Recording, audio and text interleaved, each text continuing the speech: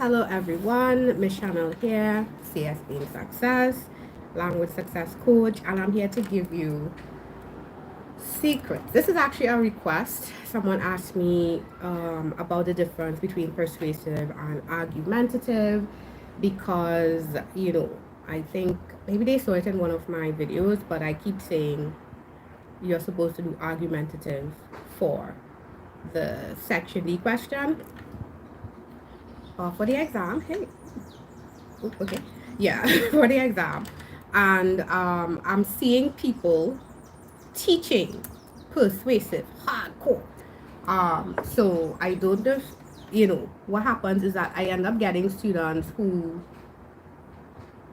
go in thinking they're supposed to write persuasive and I'll go through the differences so that you understand how it happens, why it's not exactly an ideal thing. But when you lean into persuasive, especially if you're not an advanced writer, it's, it may not come out sounding very, very impressive. All right, it may not come out sounding very, very impressive. So if you see me look away, it's only because I'm looking at some notes to make sure I stay on track with this, okay? But what you definitely need to understand is that persuasive, I'm on the wrong thing. What you definitely need to understand is that persuasive is, I am on the correct thing. I'm on the correct thing. I'm so sorry, guys. But what we need to understand before we go into persuasive is understand. I'm sorry, guys. The CXC has aims for this exam. I know nobody reads this thing, right? It's kind of boring. I actually will do a video on it. I've read through some of it, but I went back to it today just before I started because I hadn't looked at this in probably like about 2 years or something. But their aims are to develop standard English and spoken and written standard English. And again, we have to understand that it's not that our Creole dialects are not good. It's just that people only understand us from our countries or in our own countries, right? If we're looking at an international global scope, you are going to have to go with a more standard version of English, all right? Don't shoot the messenger, okay? But anyway, as part of their aims, you need to understand the different types of writing and their devices, because each type of writing has certain characteristics and certain language devices that work with it, right? So for example, metaphors, similes, you're going to find that a lot in creative writing, in your short stories. Those are very aesthetic, they hit emotions, and that's what you want because that's artistic writing. Yeah, so they want you to have an awareness of types of writing, and they mention narrative, descriptive, argumentative, and expository here. They don't mention persuasive.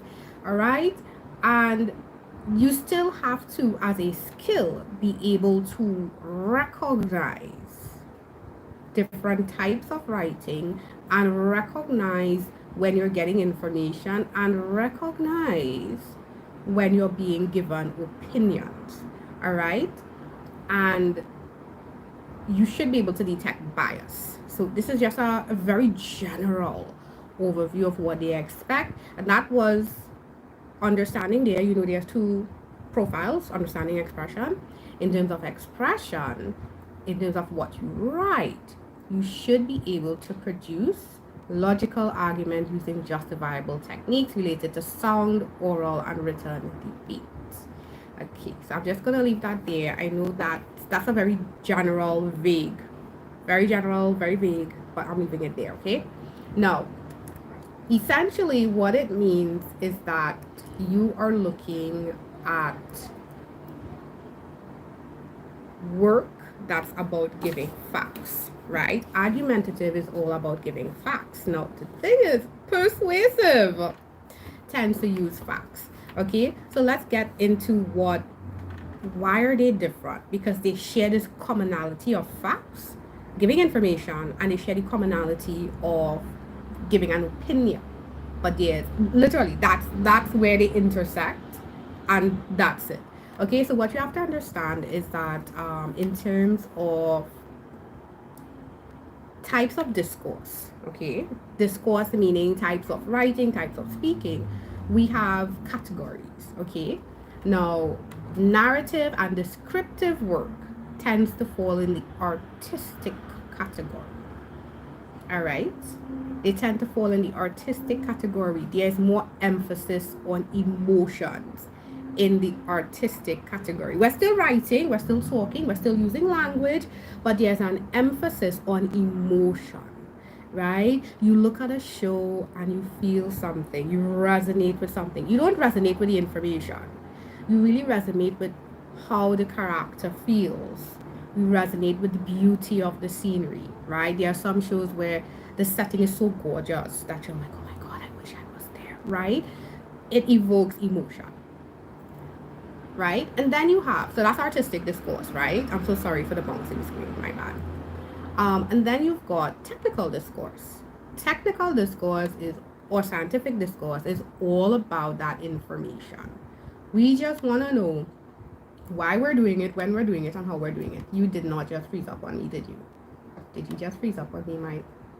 I think it froze up on me. Did it freeze up on me? Okay, it froze up on me a little bit. So let me see if I can fix this. Guys, forgive me. And hopefully it'll stop freezing up on me. Okay, might be right. But scientific discourse is all about facts and information. And you will definitely find expository and argumentative work in that category. Now, the difference is that okay. So persuasive writing is, think lawyers, think lawyers and politicians. Those two categories of professions, wow. They take that emotion and they hone in on it, right? Versus argumentative, which is not going to really give a lot of importance to emotion. It's probably going to discuss it, but it's not going to be resting its foundation on emotion. It's not going to seek to evoke emotion as much as a persuasive might. Okay, I think most of us as human beings, especially as persons in the Caribbean who are very expressive, persuasive is actually something that comes to mind a lot faster, because you want to prove you're right? The difference is that argumentative, yes, you're going to show a particular side, but the aim is not to prove I'm right. The aim is to let someone judge it and see, choose for themselves. I know that sounds very, very iffy, and my notes just refuse to move totally. Ah, well, we'll work it out. Right? You might think that does not sound like a very huge distinction, but it actually is a very huge distinction. Now, the rest of what happens in terms of argumentative and stuff is in how you write it. So like I said from the get-go, persuasive may have more emotion. Argumentative, we are focusing on facts, right? The difference is that persuasive is probably going to use facts. So something that really sets apart the two is that with argumentative, you have a lot more neutral tone. It is an objective piece of work, right? It's much more objective. It's not trying to convince you to take its side. It's presenting the information and you are free to pick a side. You are free to observe the information and decide, oh, right? It's definitely leaning in more into the informative, right? It's wholly about informing you. It's, oh my goodness. I think I would say tone plays a really big part in the difference between persuasive and argumentative. With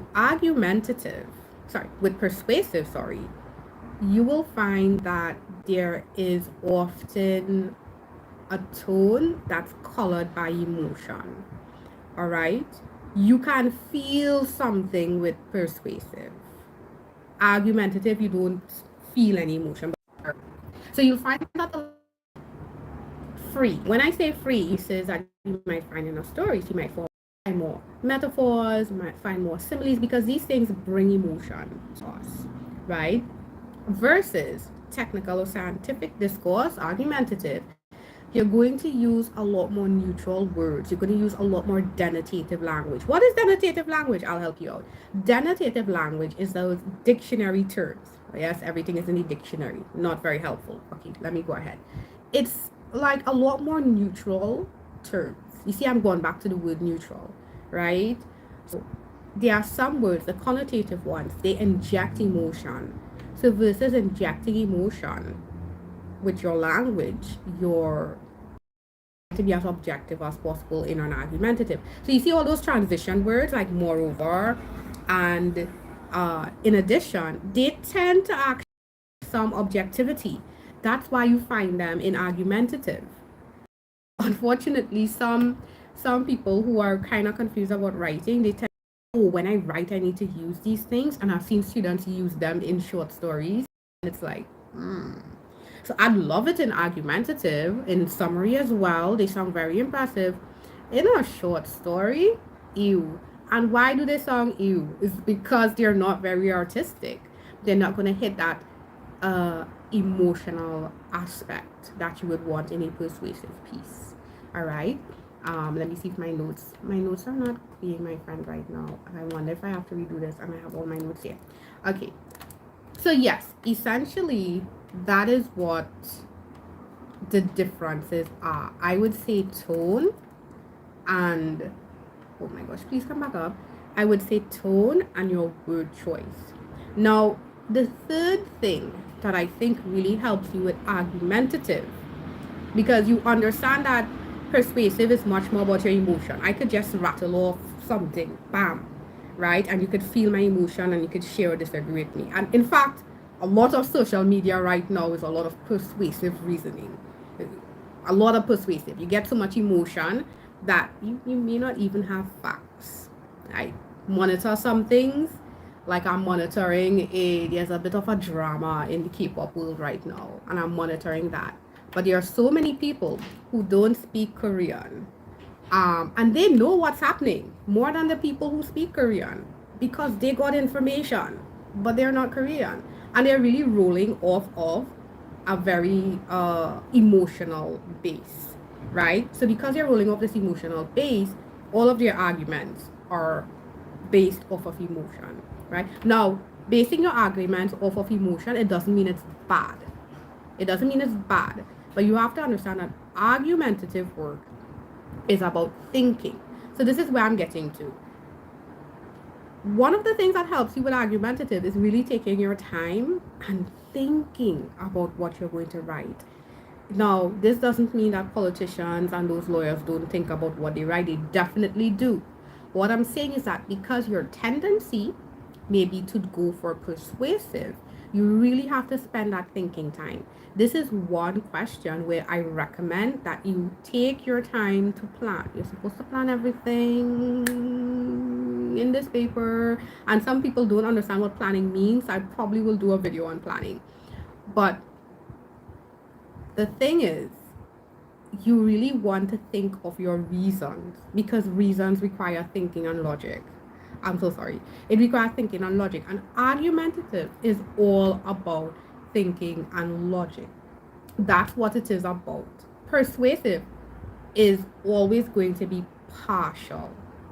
It's always going to have a bias. We don't care about the other side. Spotify versus YouTube music.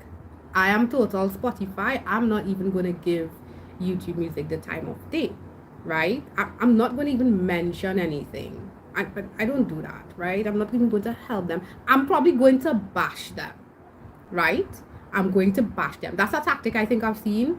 You start bashing the other side, the other stance, right? And when you start to bash, you get into emotion, right? Versus argumentative, where I'm going to say, I'm going to just present the side. When I present the side, I'm just going to present that Spotify is better. And based on the reasons I have, Spotify seems to be a better option versus YouTube Music. Why is Spotify better? Um, Multiple genres. It's only music in one place. I can get updates from my favorite artists. And then 3, it's I'm not going to be distracted by any other video content, although Spotify has video content now. Oh my goodness. Right? And it's simple like that. And then I take my 3 reasons. Now, don't say, oh, but I could use one of those reasons for the other side. That's okay. We're not concerned about that at this level. We just want to make sure you have 3 good reasons. And then you take your 3 good reasons and you build your arguments. All right? But that's it. You're not, you can take emotion into mind again, but you're not relying on emotion to build your arguments. Okay, one of the ways that this makes a lot more sense to you is reading actual argumentative work. It's very close to expository work, which means that this is stuff you might see in textbooks. This is stuff that you might see in, depends, you might see it in, where you might see this boy. I was going to say newspapers, but depending, sometimes letters to the editor just complaining. So those might be much more persuasive. But again, argumentative is all about proving that an idea is valid, right? You do want to convince, but you're not convincing to the point that you're going to complain and criticize, right? You hear that, unfortunately, there's this negative connotation already. Persuasive will involve complaining and criticizing, not critiquing, criticizing, right? Again, argumentative, more logical arguments, much more objectivity, much more neutral tone, and definitely we have a reliance on information versus emotion, right? Persuasive will use information but may not necessarily rely on it all of the time.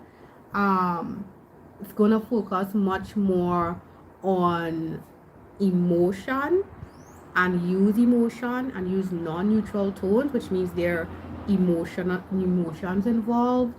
And there's a lot of, actually I probably use actually, to be honest, for some of my students, I use some of the techniques from Persuasive to help them with argumentative.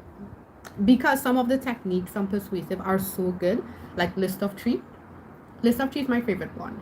Because I'm looking at a textbook here and it's listing, it says list of three is for Persuasive. But list of three is one of those things that helps you. So it's like order of importance. So it's something I learned when I was doing, I didn't do, okay, we did the subject before. So when we learned argumentative writing or expository writing, they told us, go with the most important point first, right? And then go to the second and then go to the least important. And I always like that process, and I always tell my students, do it like that. Okay, because I think especially for exam purposes, it works much, much, much better. All right, so I do hope that this makes a lot more sense to you. If it doesn't, of course, put a comment. Let me know which part is still confusing. At this point in time, we have a little over a week left for exams. Your major activity should be doing past papers. If it is you're really good at one of at any particular question, I mean, you could do a little less. But if it is like, let's say for argumentative, you're still having issues with argumentative, go back to questions you've done already, try them again. I told one of my students that he unfortunately was not in a position to do a lot of past papers with me because his schedule was very, very hectic this year. Although he planned to write the exam, he's a private candidate, he's working and he has other responsibilities. So I told him, all I want you to do is at least do 2 papers for me, send them when you can. All right, if you are a at school candidate and you're at home and you have that freedom. I believe for many people, next week is just English. Don't, okay, if you got other stuff, organize this soon. But if it is, you've got a timetable and you've got to study English. I've always said this: you don't study English, you just write. That's how you do it, because it's a skill. So you want to use that time to work on your skill of writing, and that's going to be better for you, right? Of course, if you have somebody to give you feedback, even better. I am no longer available for feedback. I apologize. No longer available, guys. So sorry. But for you guys, I'm wishing for you guys the best. And those of you who are going into CAPE next year, at the end of the year, hopefully, guys, we'll see each other again, because all this information I just gave you is from the CAPE communication syllabus. And I am actually doing CAPE communications classes this year. I'm praying from now, because if you thought English was special, wait till you get to CAPE Comms. It's even more special, but I am determined to help students pass that subject next year. All right, so that is it. You guys have hold on, let me use a proper adjective. You guys have an effective and a blessed study week, and as always, this is sent to you with love and in success. Take care.